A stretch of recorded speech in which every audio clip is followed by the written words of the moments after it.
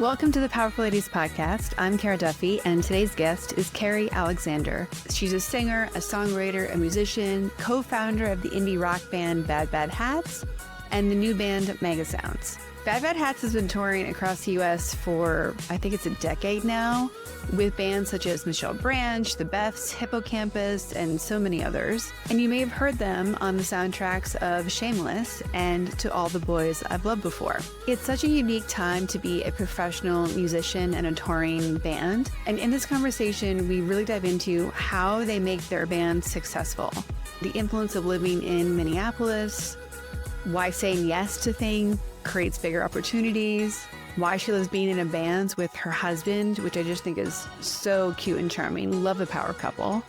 Concert etiquette, and we dive into so many more things about the love of music. We even get into some color theory things. So we spanned the big gamut, but she's so lovely, and I hope you really enjoy this episode.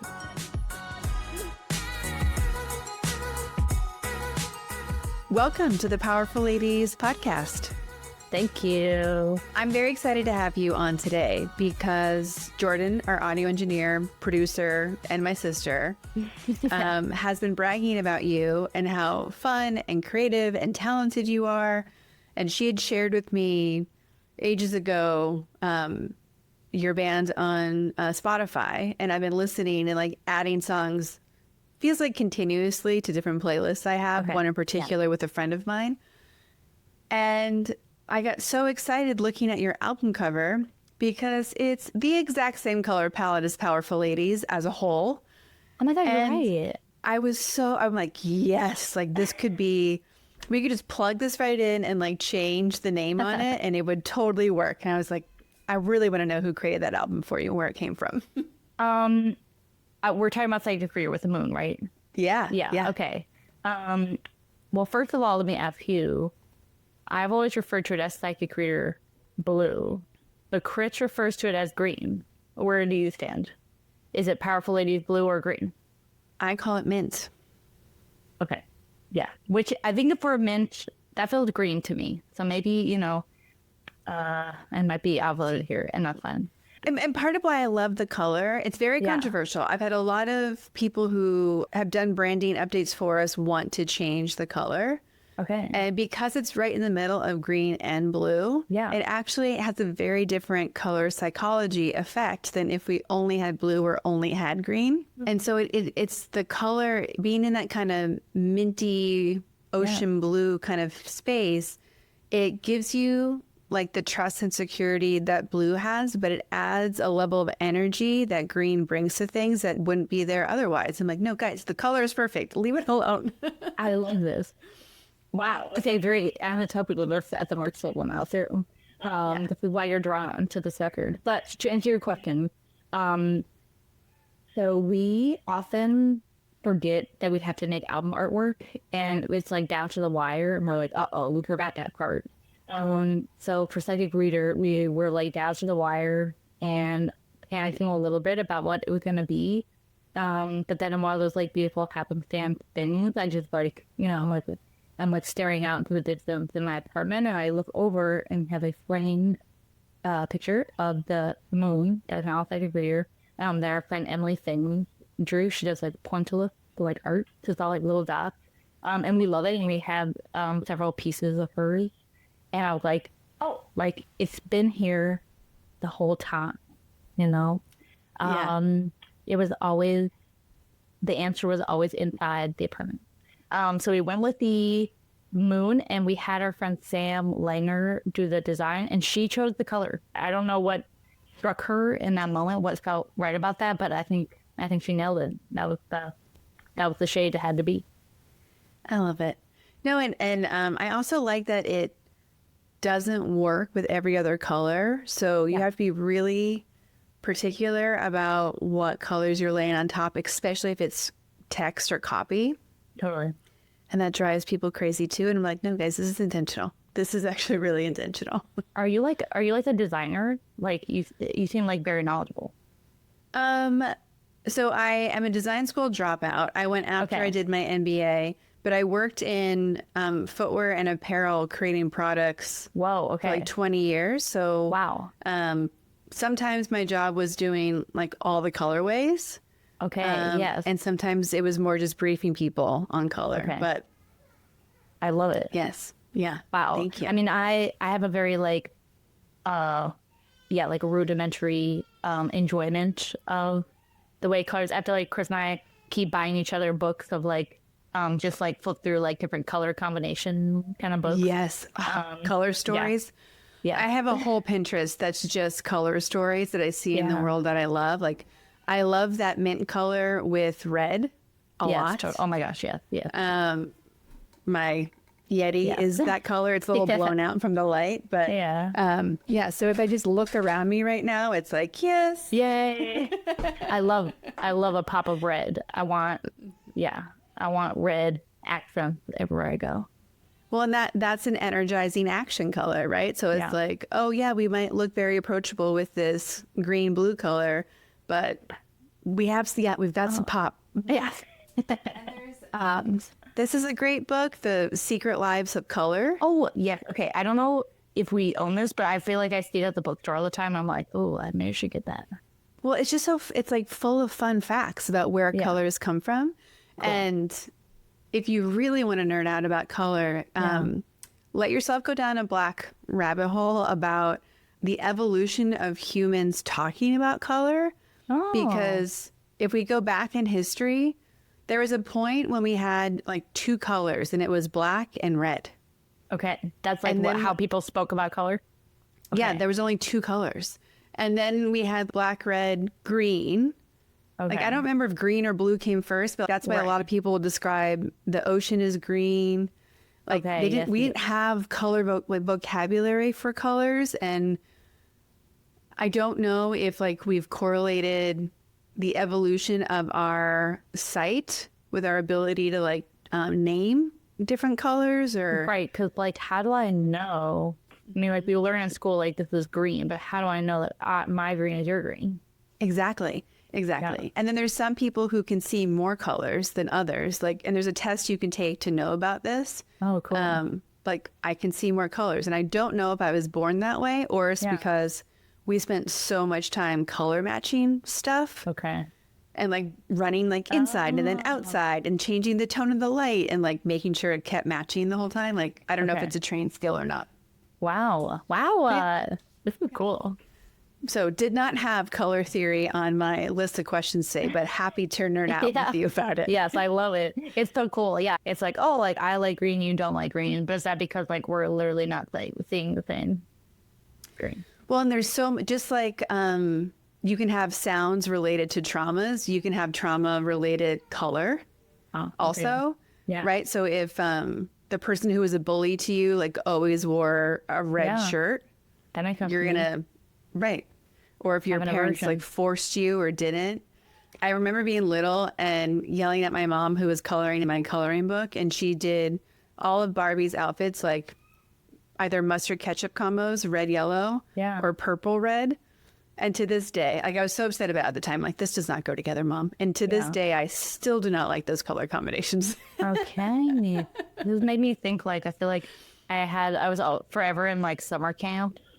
Because both my parents were, and there was one summer camp that I really didn't like, and they like force fed us like Nilla wafers. Oh yeah. Or like that was like the only option for snack, and I was like, I don't like those. And I'm like, well, it's all we have. You better eat them. So now I'm wondering if like beige, yellow, red. It's triggering. Like, I don't know. There's something about it. Yeah. No, amazing. Well, I want to come back to who you are. So for everyone listening. What's your name? Where are you in the world? And what are you up to? My name is Kerry Alexander. And I am the front person and songwriter of an indie rock band called Bad Bad Hats. And I'm currently on my front porch in St. Paul, Minnesota, where it is a beautiful sunny day. A little chilly, not gonna lie. We had a few 7-degree days and we were feeling like summer was here, and then that was rudely taken away from us. That's fine. I think that it is so interesting to be a working musician today. Yeah. You and your co-band creator, met in college, And then you guys decided to also fall in love. I don't know which happened first. I guess technically the falling in love happened first. There was like an idea of making music together. Like we knew that we were each making music, and that was like something that like drew us together. But yes, then we started dating. We stayed abroad at different times. We're sharing a lot of mix CDs, which now I look back and think, wow, that was kind of a building like our influence base for the band. And then we came back our senior year and met our friend Noah to have a three-piece band, and we were off to the races. Yeah. Were you ever worried about combining your romantic relationship with your professional dream?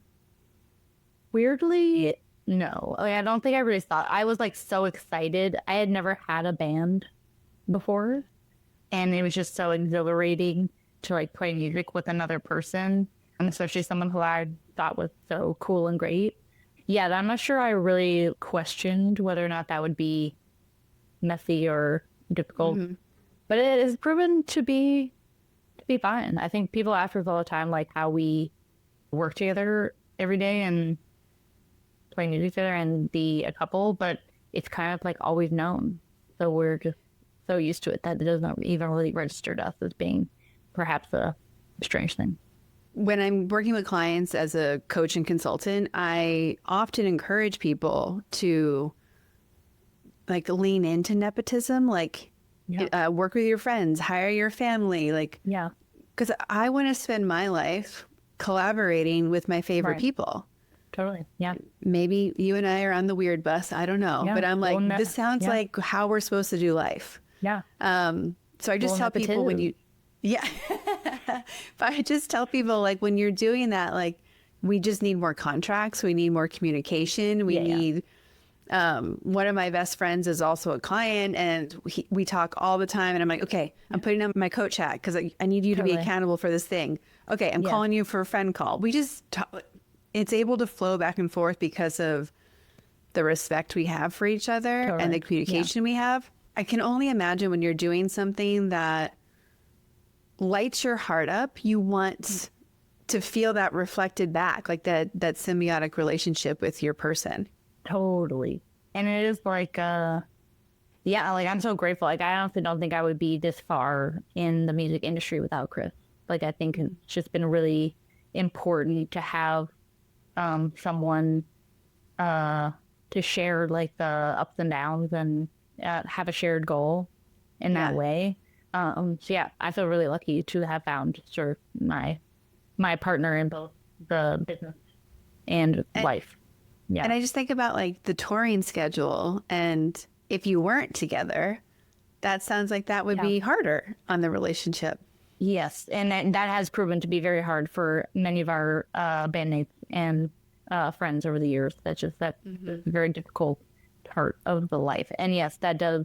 I think that is also sort of a key to our longevity as a band. Yeah. I want to get into the realities of being a musician and performer today. When you were dreaming up the vision of this band, what did you imagine?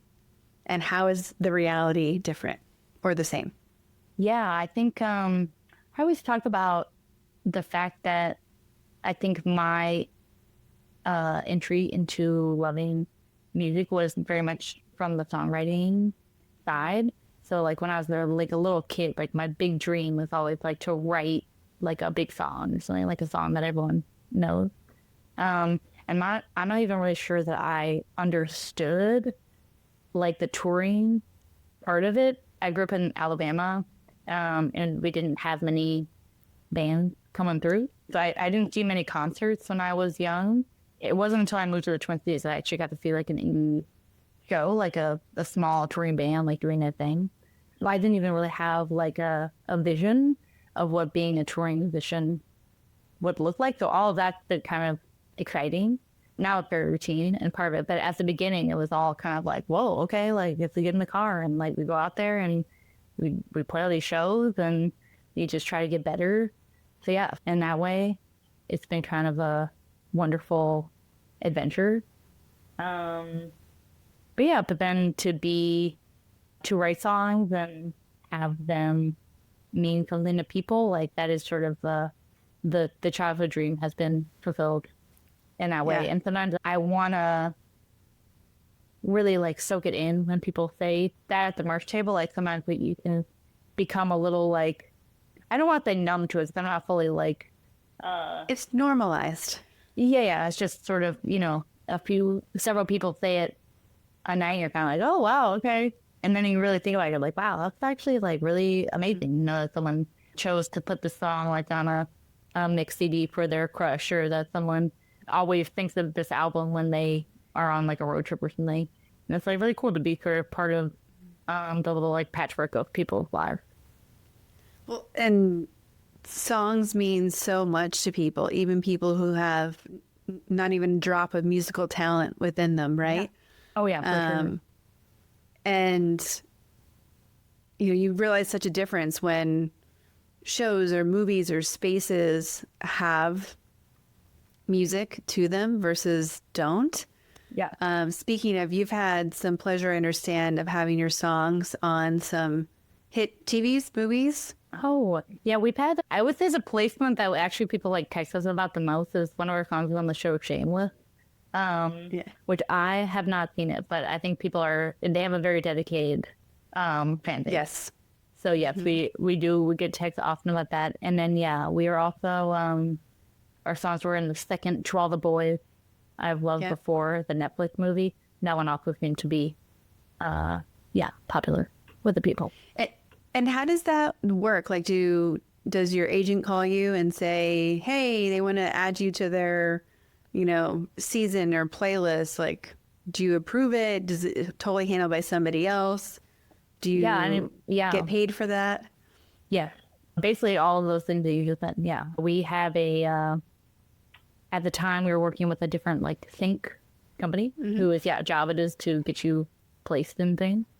And I also think a lot of the time like places will just send out like briefs or like the need that they have, and then it's up to the sync agent to think about like, oh, like they want like upbeat indie pop, like I'm gonna submit that. I have, like they just should know like who their clients are and what would fit.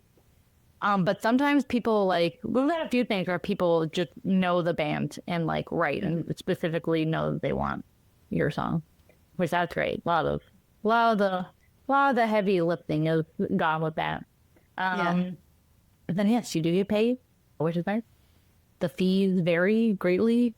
It's sometimes hard to know, like sometimes you're sort of in charge of like valuing yourself, and that can be difficult. And certainly there's a lot, I mean, this happens in like any art industry. I just watched Maria Bamford, like my favorite comedian. She has a new documentary, and she has a bit about like just doing things for like exposure, and like that'll come up a lot. It's like, I don't know, like could be in the show, and that can be a very tempting offer to be like, well, yeah, I don't know, like maybe it would be, your songs get out there enough that, but then it's like, well, but what if we want music to have a certain value? Yeah, are we doing a disservice to musicians at large to just give away your art for free? So it's a question we grapple with often. Yeah. I mean, I think you and many other creators and business owners, right? Yeah. Especially with the way that it's set up today with streaming. Yeah. Sure, you might get a lot of exposure, and then a bunch of people start, listening to your songs on a streaming platform. Mm-hmm. But you're like, cool, like you guys made all this money on this TV show. Right. And we've made 11 cents. So right. Yeah. Awesome. Right. Yeah. The dangling of the carrot of like, well, like we just watched the first Devil Wears Prada last night. Just gotta, get back into the mindset. And the opening sequence has KT Tunstall, Suddenly I See. And I'm sure she was paid well for that. But you just watch that, it's like, this is like the most primo like slot you could ever have in a movie for your song. Like, they almost play the entire song. I'm just being like, wow. And so there's always thing of like, you know, like a smaller indie film, or like, can we use your song? And you're like, well, what if this was like the next, you know, like breakthrough indie hit, and like you're always associated with it. But yeah, I don't know. That's how they get you. They get you dreaming big. Yeah.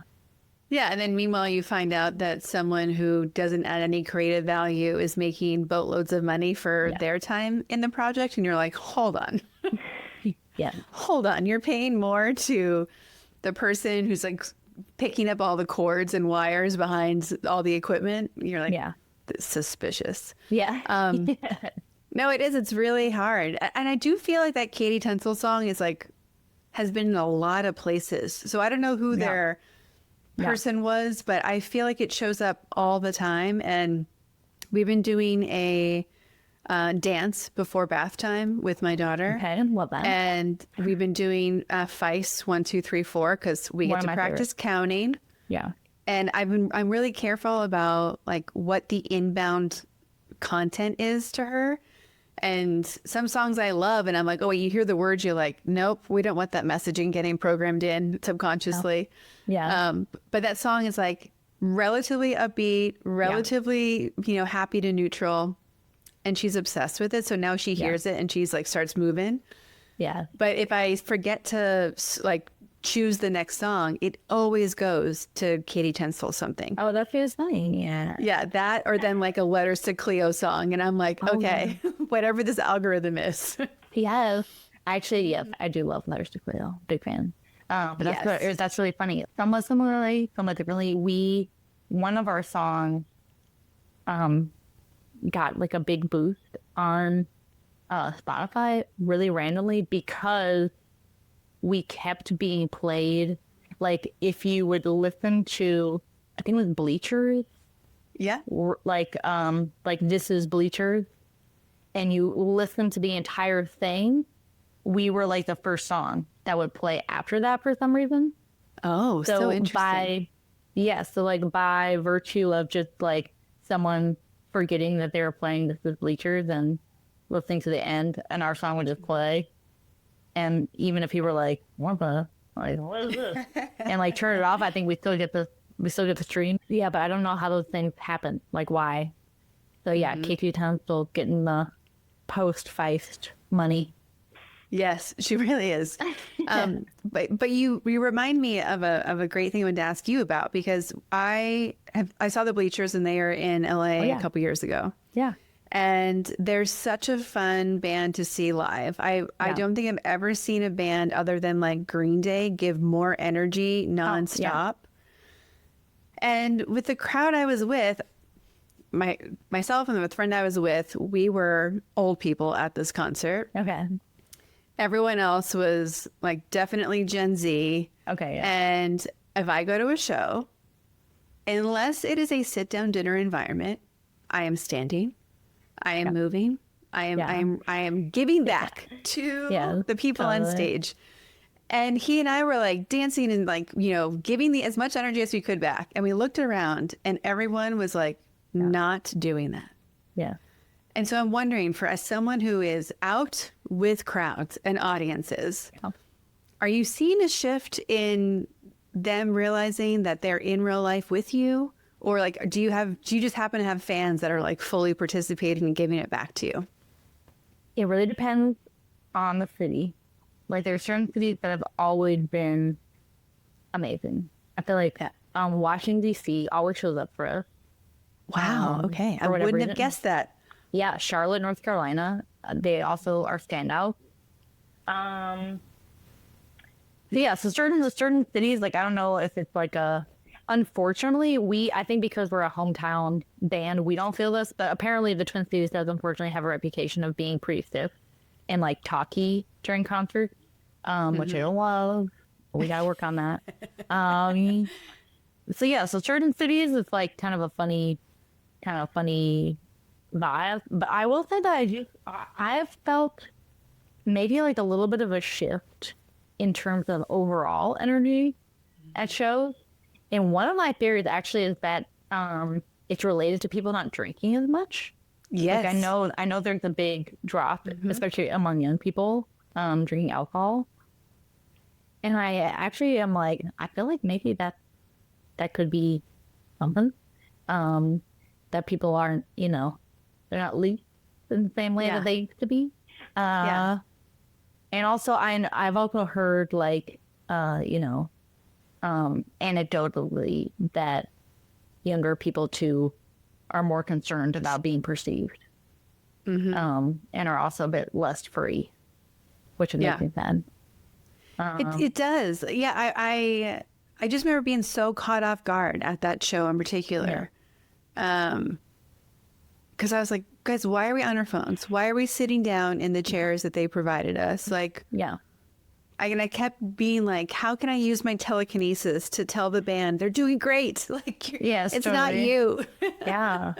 Well, it's like we're not the kind of band that's like, get on your feet, let's go. But I bet I tell a lot of stories, and the songs are pretty upbeat. So like when a crowd is into it, there's some bobbing, there's some laughing, you can feel a certain energy, even though we're not like a rage crowd. But you can definitely feel it. But even it is funny though, because there would be certain crowds where you're like, dang, that crowd was like not liking it. But then you go to the merch table and every single person was like, that was amazing. I'm so happy. Like, we put on my favorite songs. And you're kind of like, where were you? But that's how you experience the concert. It's just sort of like, peacefully standing. Then I guess. Well, and I wondered too, because so in the workplace, I see a trend happening where because of the stay at home in 2020 and then the kind of remote work situation, I feel like there was this like, when you learn things from other people around you, like we missed this handoff at work.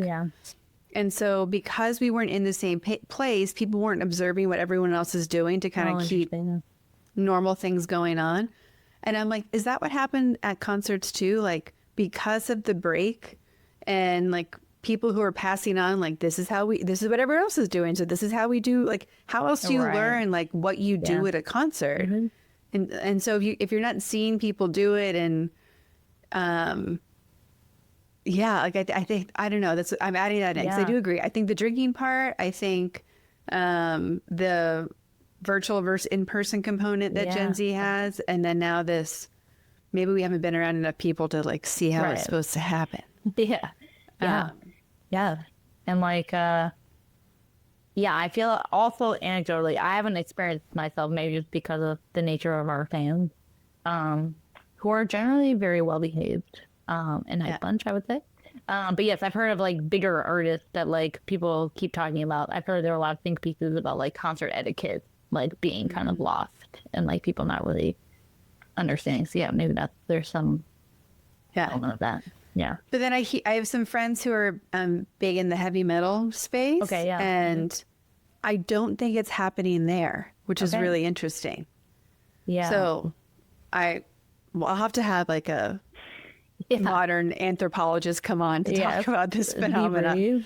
Exactly. Also, but it is amazing. Like, I think that's why there is something about concert that, it's like one of these like kind of like last remaining, like you can't replicate it outside of being at a concert. It's like you can't make the digital version of that. So it is sort of like this physical beacon of like people being in a space together enjoying.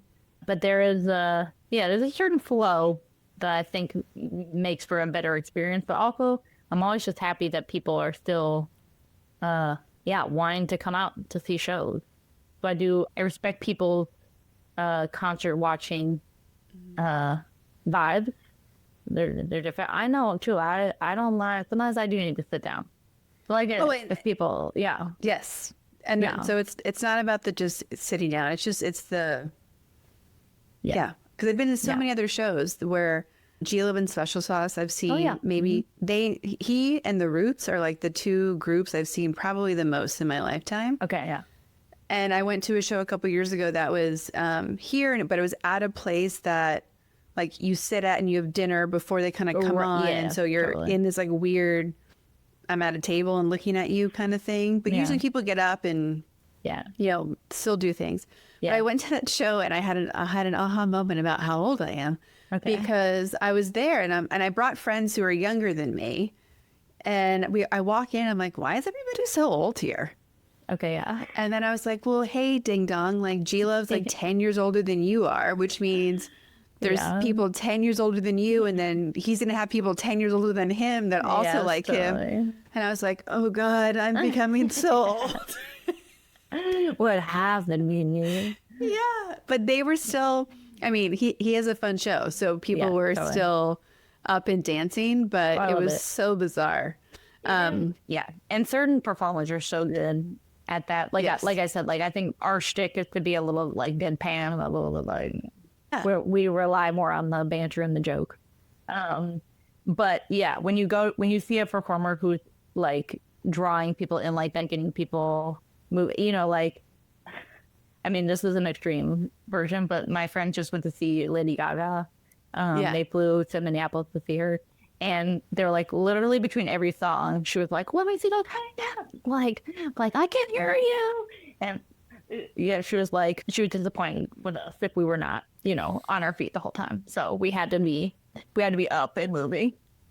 Apparently she heard that she had to really work the Minneapolis crowd. Yes. Someone told her, these guys, they need clear instructions. I also think so many people are so intrigued and maybe mystified that you can be a working professional musician and not be Lady Gaga or Taylor Swift. Like it feels like it's an all or nothing business. So like without having to share with us your income statements, but like where, like, what's the reality of being in the kind of tier that you're in as a performer? Yes. We often describe it as being like in the Looney Tunes when they're like crossing the gorge and nailing the board together as they're like walking over the empty impasse. It's a little bit like that, like one day at a time, one show at a time, sort of like making it all work together. Like right now, like we just went on a very big tour. We played like every major city in the U.S., which is great. But now we're like sort of our calendar is pretty empty. And there's often a moment every year where we're like, well, that's, I really need that to be filled up. I hope that gets filled up. And it kind of always does, but you're kind of, you never know how you're going to make it all work together. So it is the margins are thin. But for us, I think we've made it work, certainly with a level of frugality. Like we toured in a minivan for 10 years, that we also through a certain level of privilege, certainly. Like we were able to buy a minivan 10 years ago, partially from some think money, as we were talking about before, and like trading in the car we had and that kind of thing. But yeah, so we kept our minivan going for 10 years and shoved everyone in there, like small amp, merch and plastic bins. We didn't have a manager for about 10 years, so that wasn't a cost that we were spending, but that means we were doing all of the emailing and sort of like the traditional busy work that a manager would be doing for you. So we were really like running our small business and continuing to do some of that. A lot of accounting. I have lots of spreadsheets. It makes my heart so happy. I love a spreadsheet. And when I hear a creative that loves a spread or has a spreadsheet at all, I'm like, yes. Yeah, it's totally. And I really do. I think it's been helpful that my mind kind of works that way. I'm fairly type A. I love keeping track of the expenses. I do my tour budget for every tour, and I book all the hotels, and I'm on top of the stuff. I have many friends who that's just not their strong suit. But yeah, but by way of that, we were able to, sort of keep costs pretty low. And yeah. But I think you said a key word, right? Like you're like, I was running our small business, and I wish more creatives realized that that's what they were doing. Yeah. Because that's what it is. And like, even the businesses that I have and the people I'm working with, like we have to all right, if you need money, how are you going to get it? Go make Yeah. it happen. Like Yeah. the money's out there, but we have to go and sometimes find it and look under rocks and Yeah. put systems in so it can be more routine and we can kind of relax a little bit more, right? Because we can kind of get our sales pipeline going. But it's like the business of music and of songwriting. Like there's so many, talk about different income streams, right? You've got like the sync thing you were talking about. You've got tours, you've got merchandise, you've got the pennies from streaming. You've got selling actual CDs or records if you're making them. Like you could be writing songs for other people. Like there's so many different ways, but each of those requires managing of it as well. Yes, and it has been sort of like that, kind of putting that puzzle together and figuring out. I think in the early days, we were just very open to saying yes to shows that would find us. And this too mainly goes back to the value question, like young people who are wanting to play shows and get into playing shows ask about. And it's a difficult answer because basically they're like, these people, like, I want to play more shows and I want to get out there. Venues are offering me like not basically like sometimes actually nothing or like very small amounts of money. And they're like, is that okay? Or like, should I do that? And yeah, part of me is like, well, no, like on some level, when we think about, like trying to value musicians are sort of like opening artists is like a big place where people, I think fans are paid very little. But also, like, it is true that I think when we were in a band, we took any show, right? That was like, we would stand in the parking lot and hand out 20. It's like, yay, we all made $20 tonight. Like, there you go. Like, we did it. It's like, that's obviously not practical for a lot of people. And like, thankfully, we were in a position where myself and Chris and our friend Noah were down. We had other jobs and we were okay to make only $20 from the show, and not everyone has that capacity. But yeah, there's part of me that's like, I do think that we got a lot of experience in, and we got a lot of like exposure, to use our scary buzzword, doing that. So there's part of me that's like, to be like the honest answer is that's what we did, and it worked out for us. But it's hard to tell a young person like, you have to play for no money if you want to make it. Like, I don't think that's necessarily the only path. But that was kind of part of our path, was just saying yes to the gig, however it appeared.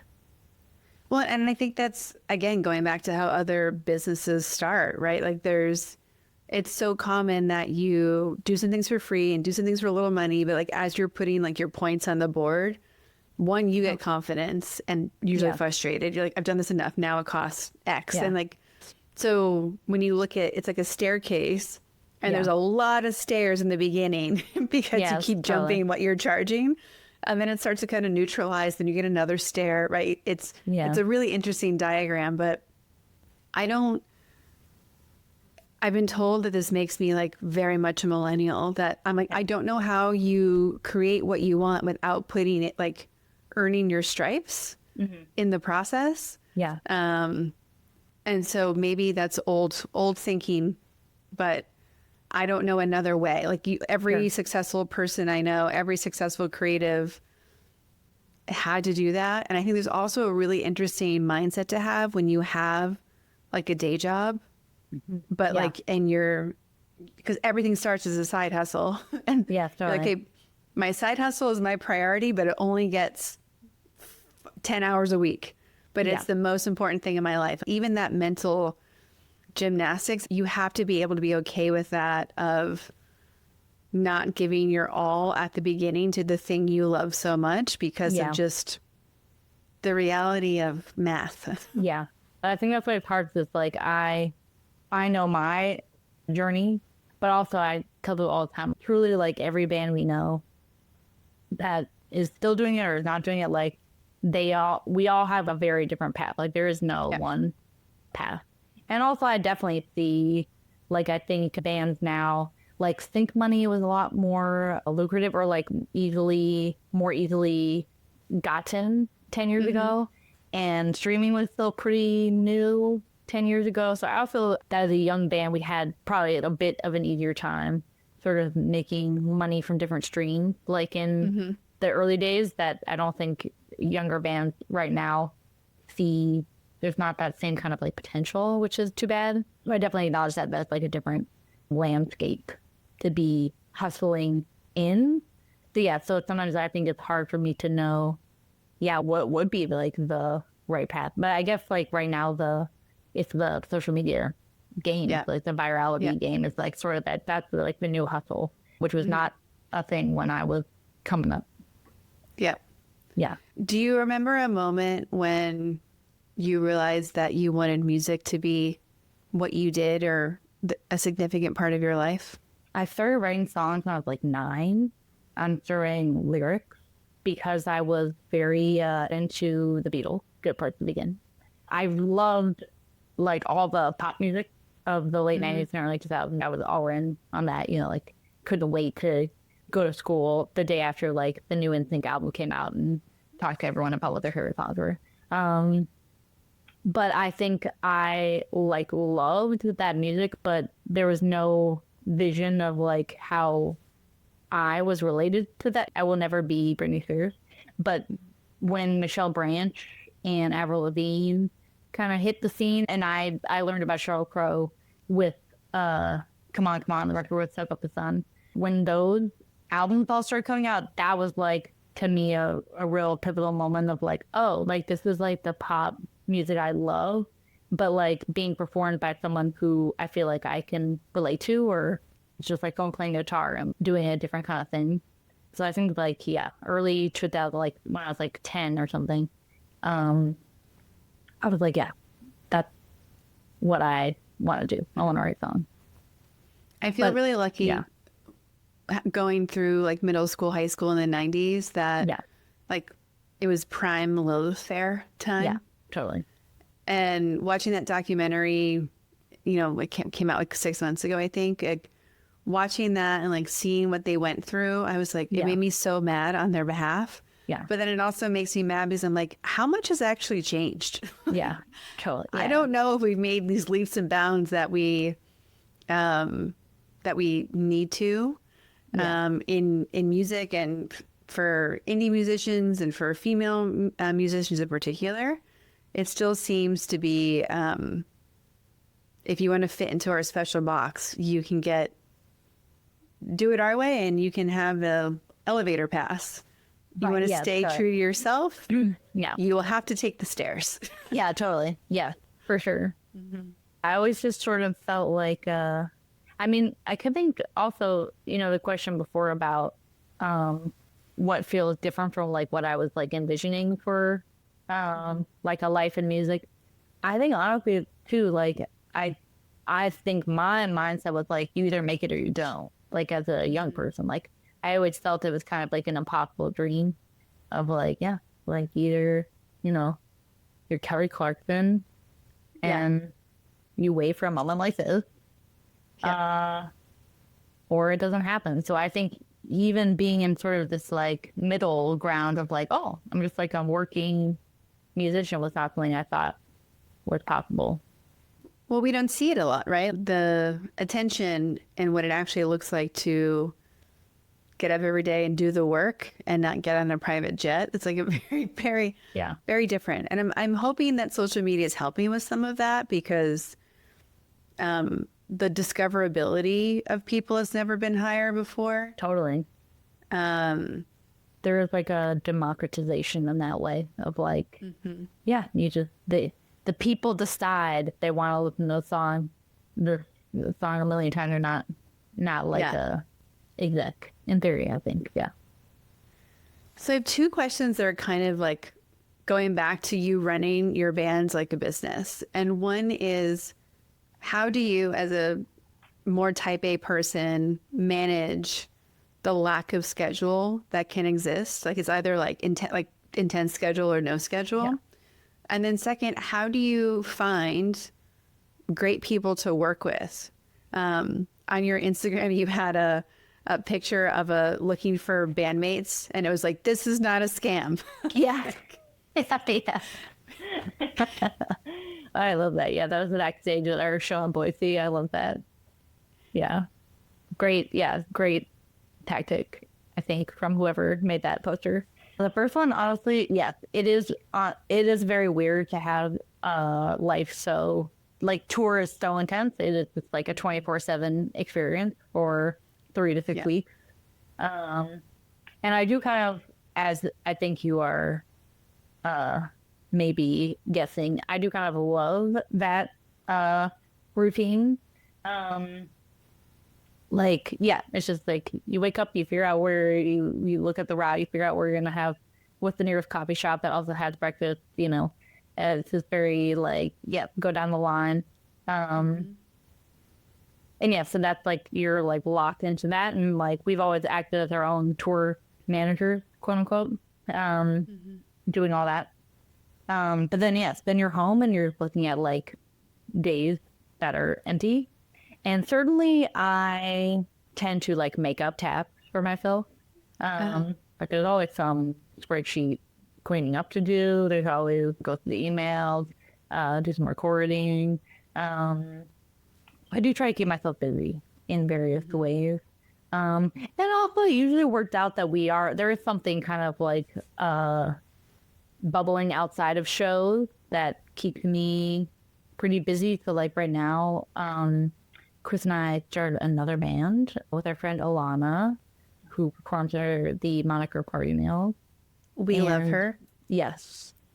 Yes, I know Jordan is connected and she's to been Alana. A podcast guest. Okay, great. Yeah. Very wise, wonderful person. And yes, made a great album with our own Jordan Duffy. But yes, so we formed a rock band, three of us. And that album's coming out in late summer. So right now I'm in the midst of like kind of like the prep work for that. I'm writing our biography, which is kind of a funny thing to do for yourself. And coming up with like music video ideas and that kind of stuff. So I enjoy those kind of behind the scenes creative projects as well. What's that band called? Mega Sound. Mega Sound. Yes, for those millennial people out there, the name comes from Josie and the Pussycats, the 2001 live action remake, and the Mega Sound 8000 is the machine that puts the subliminal messages in the song. So yeah, we drew a lot of inspiration from that classic film. Yeah. Love that. Yeah. Sorry, what was the second question? Well, this is exactly kind of leading into what you're just talking about. Like, how do you find great people to make a band with, to hire as your agents or the other, team you have to build around yourself? How do you find them? Yes. How do you or choose them? Yes, totally. I mean, we honestly kind of been sort of a different journey every time. I mean, obviously Chris and I found each other, and that was like the beginning of everything. And there's certainly been a lot of just like destiny feeling moments. So our friend Noah transferred to McAllister our senior year, and we were in like the common cafeteria just like hanging out, and he was like, hey guys, like guess what, like I bought a bass guitar today. And Chris and I were like how would you like to use that bass guitar and like be in a band for 6 years? So that just felt like a random moment where it's like, oh well, this guy's a bass, like let's get him on this. And that worked out. And then our booking agent we had for the first 10 years of the band, we played a show at this random dive bar opening for a Van Morrison cover band. Like a really kind of strange gig that was really fun. Like there were a lot of people like swing dancing. Like it was just like a very wholesome, good time. And the lead singer of the cover band was like, you guys are good. Like I'm not telling my booking agent friend about you guys. You're like, okay, like whatever. But it turns out his friend was a real booking agent who then took us on. So that was just like a crazy, weird thing. But then as we got more involved in the scene, then then you just start meeting other bands, and different bands open for you. You open for different bands, and you get to meet so many people. So yeah, mostly, just trying to be active in the scene, like playing a lot. I think that's the other benefit of just saying yes to any show when we were young. Is that we met many people, and just sort of became like a fixture of the scene.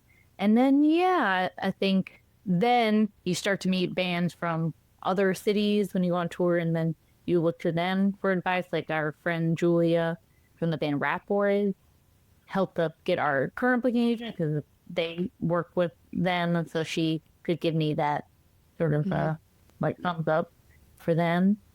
So some of it's certainly just lucky, right place, right time, right vibe. But then some of it just making friends and trusting their advice and that kind of thing. Yeah.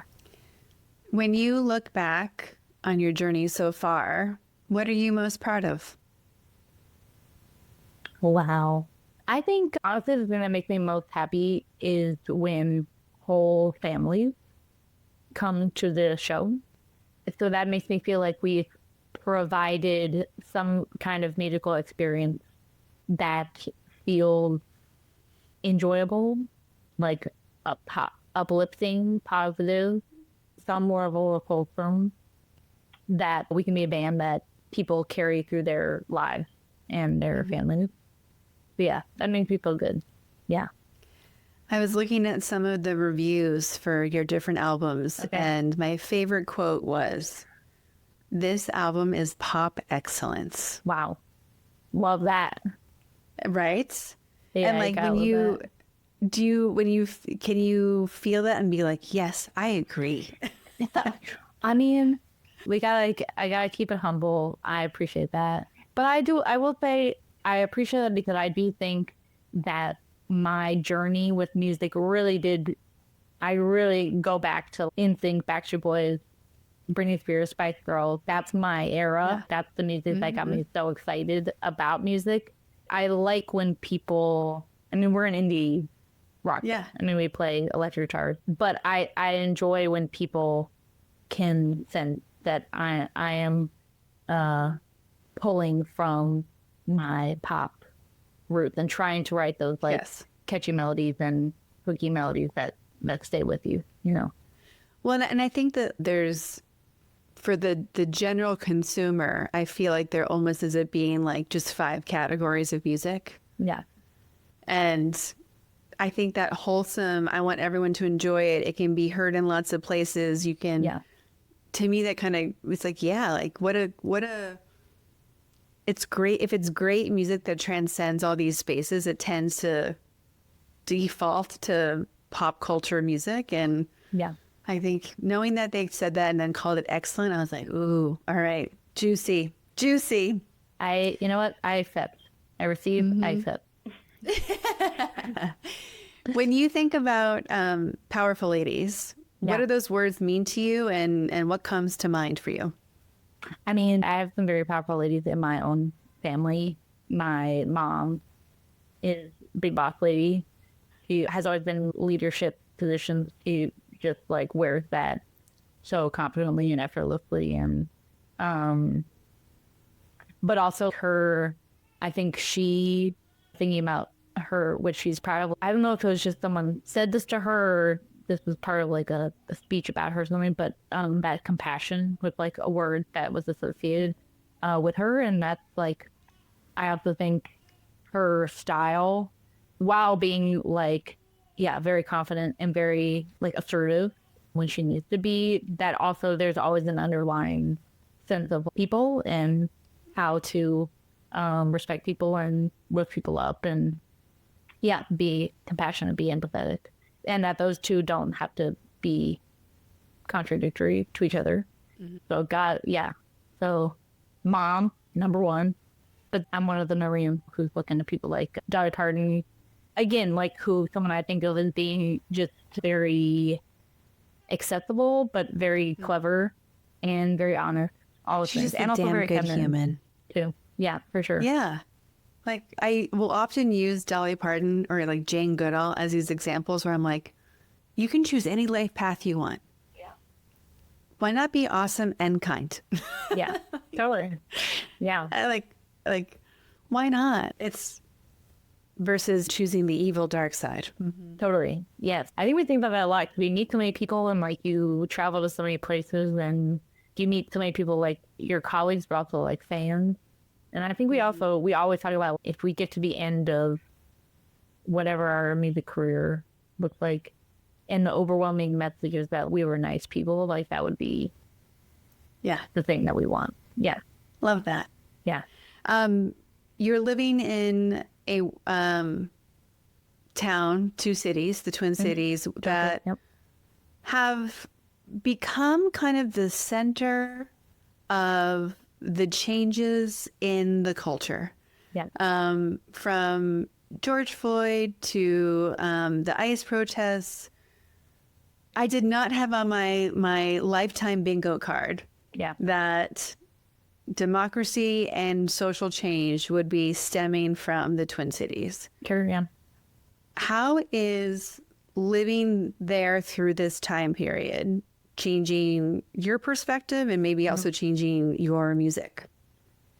Yeah, we often talk about that. We're not sure we would have gotten as far as we've gotten in the music industry, if not for Chris and I together, but also if not for being in the Twin Cities. Like, I think it was kind of the perfect place for us to be a band, because it's always been a collective town that love their local music and are so proud of the artists that come out of Minnesota and just lovers of art. So it's like a perfect combination. So it's like people who really, we always laugh at, like, in the summers, like every day there's like an outdoor concert or like block party, because we're like, the sun is out, like get it, pack it in.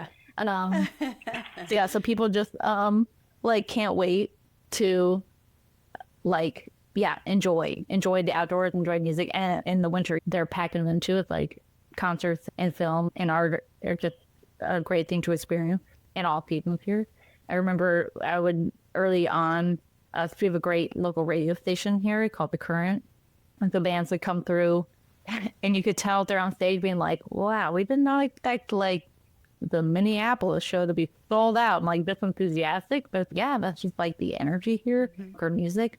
So in some ways I think like I shouldn't have been surprised that in these moments of great upheaval and protest, that's exactly how Twin Cities would handle it. It's just there's a great sense of community, there's a great sense of togetherness, there's a great sense of local pride for our values.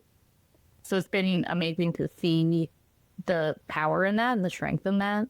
And and especially like in a small way, the local scene that has been so vultured by the community coming together to give back in the same way. It's a great place to be based, to be from, to represent. And I think there's really something about being from a cities that are big enough to have things that cities have, but small enough that you are still present to the fact that cult cities and communities only work when everyone participates and supports each other. Yeah. And it has a really beautiful balance in that way. I've been really lucky to have a cluster of clients from there. Like one got referred from a client in New York, and then they kept referring to other people around there. And there's also like an affordability component where there is some extra money to like be able to pay for concerts and to try to start something new and take some risks and, you know, have options. And I think that that's what cities should be like. Totally. Yeah. I know someone who moved from California to Minneapolis by choice in their 40s, because they were like, no, like I want my kids to grow up experiencing what America is supposed to be, and for us to be able to afford it and to be around people who are happy and want to hang out. Yeah, for sure. Yeah, the weather's a factor, but hey, we say no bad weather, only bad clothing. You know, I think it's all come on down. But yes, it is a really wonderful place to be, and just the solidarity is so amazing. And it was we were on tour when the occupation was in real full force, which is strange to not be here and to be worried about our friends and neighbors, but also to have the experience of being like a small representative of the Twin Cities and announcing on stage that we're from the Twin Cities and telling people from the stage that we're so proud to be from there and so proud to be protecting our immigrant neighbors and supporting them, and to have the response from every single crowd and every single city we played be supportive and uproarious was sort of its own kind of like glimmer of hope for me, I think. Yeah. I was having a conversation with a friend recently about how, I don't know if it's like in contrast to, but the amount of hope and good people and good things happening every day is so much greater than what we're focusing on from like a conversation perspective at a national level. But that does not take away from the horrible few things that are happening that like just need to like. Yeah. A friend asked me yesterday, like, if I'm staying up with the news, and I'm like, yes. And the fact that I continue to have capacity for more ridiculousness. Yeah. Like, this is also why I think people are just like, no, this is done. We've drawn the line. Yeah. So I'm glad that we are hitting max fullness for people who may even have been on that side originally. Totally. Yeah. Where can everybody follow you, support you, and do all the things? Yeah, for sure. I mean, we're most active on Instagram for social media. We're posting great images that we find across the nation. So yes, that would be good. So we're just at that I have. But also we do have a Substack. Everyone's all about the Substack these days. And that we basically just use it as our newsletter. We don't post that often. It's mostly just to tell you if we have any music coming out or if we're going on tour. But yes, so if you are interested in just the big news announcements, is the format like that? I have that Substack, maybe. Yeah. It's just okay, great. Yeah. Well, maybe the most important question of the day is, what do you need? How can we help? What's on your to manifest list, your wish list? Like big, small. What do you want? And you can ask for more than one thing. Okay, yes. I mean, yes, please. If you want to hear more about a house, I just think this sounds like that's been the best place to be. Like, that's where you'll know when we're coming to a city near you, when new music coming. Please follow us there. And yes, please also perhaps give a follow to at Megasound8000 on Instagram, as Megasound is coming. First song can be heard in probably like a month. So yeah, get ready for Megasound Summer. We can't wait. It's only my second band ever. Like my first time not being a front person, which I'm loving. I'm loving like the new personalities that I'm getting, just being a guitar player, like an aloof guitar player. It feels very cool. But yes, I would encourage the people to follow Megasound. Band called Megasound. The handle is Megasound8000. Because these songs are really fun, and I think they're going to be a great soundtrack to summer. I love this. Yeah. Amazing. Well, this has been such a treat to get to meet you and talk to you today. I could talk to you for hours. I could. And shout out to Jordan. Nicest person ever. Yes. Thank you to Jordan. Yeah. Yes. But yeah, thank you for being a yes to me and Powerful Ladies and sharing your story today. I really appreciate it. Thank you for having me.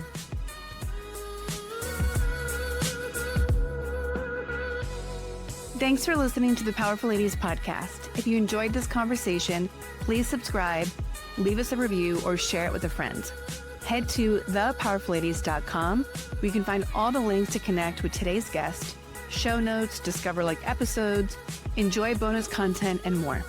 We'll be back next week with a brand new episode and new amazing guest. Make sure you're following us on Instagram or Substack at Powerful Ladies to get the first preview of next week's episode. You can find me and all my socials at karaduffy.com. Until then, I hope you're taking on being powerful in your life. Go be awesome and up to something you love.